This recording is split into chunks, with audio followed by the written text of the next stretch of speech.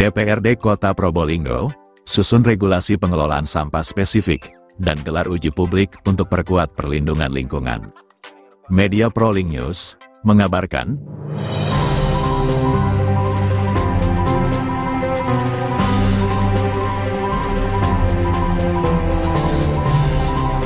Dewan Perwakilan Rakyat Daerah DPRD Kota Probolinggo melalui Komisi 3 secara intensif menyusun regulasi baru guna memperkuat pengelolaan sampah berbahaya dan beracun B3 di wilayahnya.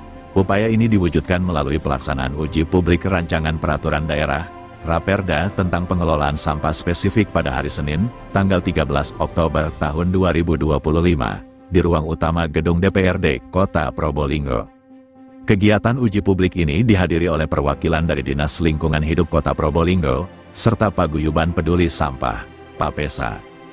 Forum tersebut berfungsi sebagai platform konsultatif untuk mengakomodasi masukan dan pandangan dari berbagai pemangku kepentingan sebelum Raperda memasuki tahap pembahasan dan penetapan resmi. Ketua Komisi 3 DPRD Kota Probolinggo, Muhlas Kurniawan menyampaikan bahwa penyusunan Raperda ini didasari oleh urgensi untuk meningkatkan perlindungan lingkungan dan kesehatan masyarakat dari dampak limbah berbahaya.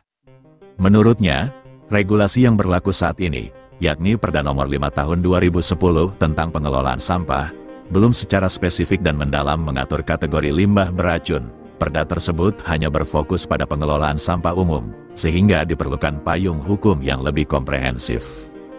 Muhlas menjelaskan, penyusunan Raperda ini juga disinergikan dengan program nasional dari Kementerian Lingkungan Hidup dan Kehutanan, KLHK. Salah satu bentuk sinerginya adalah pembangunan fasilitas tempat pengolahan sampah spesifik, SPSS, yang berlokasi di kawasan TPA Ungup-Ungup, Kelurahan Tisnonegaran. DPRD berkomitmen untuk memastikan bahwa pengelolaan limbah berbahaya di Kota Probolinggo dilakukan secara aman dan ramah lingkungan.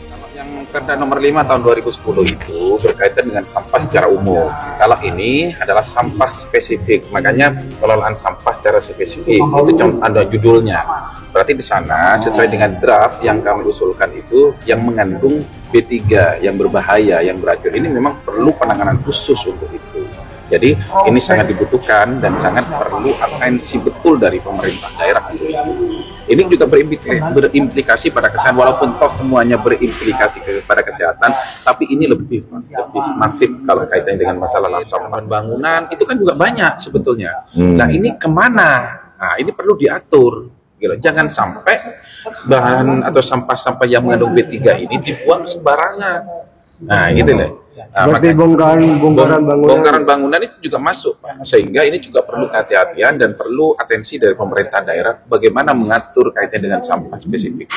Menjadi gayung bersambut akhirnya. Ini bagus sekali, tinggal nanti kita mensondingkan dengan anggaran masalah administrasinya, operasionalnya. Karena alat-alat sudah dapat bantuan dari Kementerian Lingkungan Hidup. Ini kan bagus sekali sehingga bersambung dan menjadi linier apa yang kita bahas ini. Banyak masukan-masukan baik dari sisi konsideran dasar hukumnya maupun dari isi atau konten isi dari Raperda ini.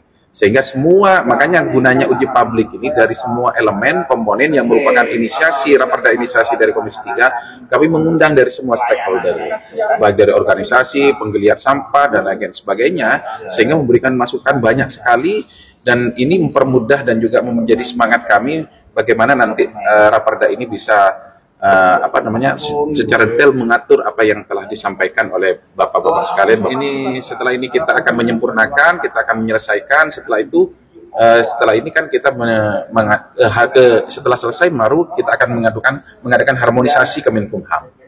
Setelah Menkumham selesai kembali ke sini baru nanti dibentuk pansus untuk pembahasan. Kepala Seksi Penanganan Sampah DLH Kota Probolinggo, Gigi, menggarisbawahi peran penting fasilitas SPSS dalam sistem pengelolaan limbah B3, bahwa sistem transportasi limbah spesifik akan diwajibkan menggunakan jasa transporter resmi yang sudah tersertifikasi. Hal ini bertujuan untuk mencegah pengangkutan limbah beracun secara sembarangan, praktik yang masih ditemukan di beberapa daerah.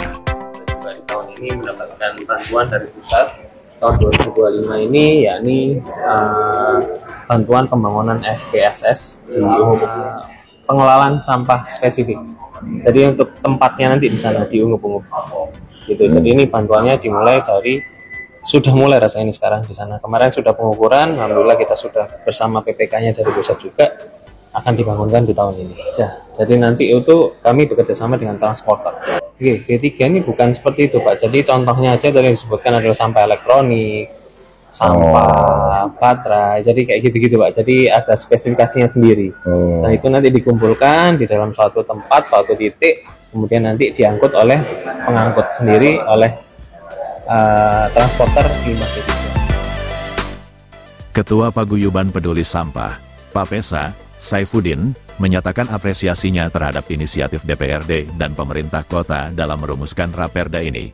Pihaknya juga menekankan bahwa keberhasilan pengelolaan sampah spesifik tidak hanya bergantung pada regulasi semata, tetapi juga pada penegakan hukum, peningkatan sosialisasi kepada masyarakat, dan kesadaran kolektif warga dalam menjaga lingkungan. Ya, kalau dalam pandangan saya tidak tumpang tindih sih, karena untuk rancangan perda yang kali ini itu mengatur secara khusus untuk sampah spesifik. Kalau di Perda nomor 5 itu sampah secara umum ya, sehingga menurut saya ini tidak tumpang tindih, karena saya melihat di beberapa kabupaten kota yang lain juga ada perda yang mengatur tentang pengelolaan sampah spesifik. Jadi saya tetap memberikan apresiasi atas semangat baik ini. Cuman yang kami harapkan ini tidak berhenti di semangat dan niat baik saya saja. Jadi mudah-mudahan ini bisa benar-benar terrealisir. Apalagi pemerintah Kota Probolinggo sudah mencanangkan Kota Probolinggo bersolek. Jadi artinya sudah untuk urusan sampah itu harus selesai terkelola. Cuman yang menjadi catatan kami bahwa dari perda yang sudah ada saja, ternyata di lapangan kita masih disuguhi pemandangan yang seperti kita lihat, masih banyak sampah yang tidak maksimal ya, yang tertimbun liar, baik di pinggir jalan, sungai, pesisir pantai, kan itu pemandangan yang kita lihat. Nah, jangan sampai kemudian perda terkait dengan sampah spesifik nasibnya sama dengan itu. Sekali lagi saya selalu menekankan bahwa di dalam pengelolaan sampah itu, di samping sekarang mau dibuat regulasi, jangan lupa memang ada sosialisasi untuk membangkitkan kesadaran, tapi yang penting juga ada justisi, ada penegakan perda, supaya orang tidak menyamaratakan, dibiarkan nggak apa-apa kok, jangan sampai itu kemudian dibiarkan seperti itu. Sehingga tetap dalam pandangan saya harus ada penegakan regulasi. Tadi ada ya sanksi-sanksi? Sanksi saya lihat masih sangat longgar ya, jadi masih kualitatif ya. Tetapi nggak apa-apa karena ini perda. Harapan saya ini memang harus segera ada tindak lanjutnya dalam bentuk perwali yang mengatur secara spesifik tentang sanksi. Dan sanksinya yang bisa terrealisasi, yang terjangkau lah. Bukan kemulu-muluan seperti yang diatur di Perda nomor 5 tahun 2010. Penerapan justisi juga barangkali? Penerapan itu harus ada. Makanya penerapan kalau kita sementara belum ada tim justisi, ya memang masih menjadi kewajiban Satpol PP. Nah, makanya ini Satpol PP harus diberikan sandaran hukum yang kuat untuk bisa melakukan tindakan. Kira-kira gitu. Sehingga perwali mutlak menurut saya itu harus ada sebagai juknis dari perda yang akan diterbitkan ini. Nama Mas? Saya Saifuddin, Ketua Papesa Kota Probolinggo. Saya juga pengelola Bank Sampah Kenari Indah di Cirebon. Dari Kota Probolinggo, Jawa Timur, Koresponden Prolink News mengabarkan.